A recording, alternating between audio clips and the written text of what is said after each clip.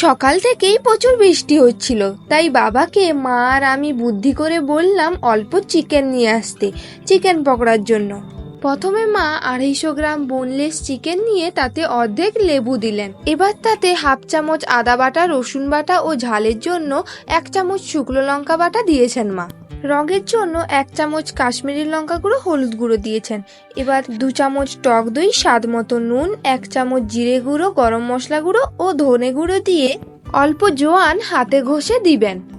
এইবার সবকিছু ভালোভাবে ম্যারিনেট করে 30 মিনিট মতো রেখে দিন ঢাকা দিয়ে।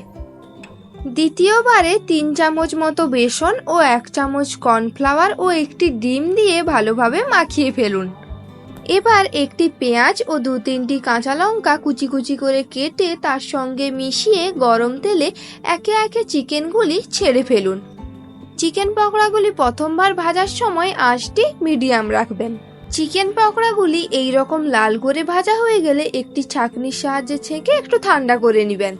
এই সময় চিকেনগুলো খুব ভালোভাবে সেদ্ধ হয়ে গেছে। দ্বিতীয়বার আঁচটি হাই রেখে চিকেন পকোড়াগুলি আরেকবার ভেজে নিতে হবে, তাহলেই চিকেন পকোড়াগুলি ক্রিস্পি হবে।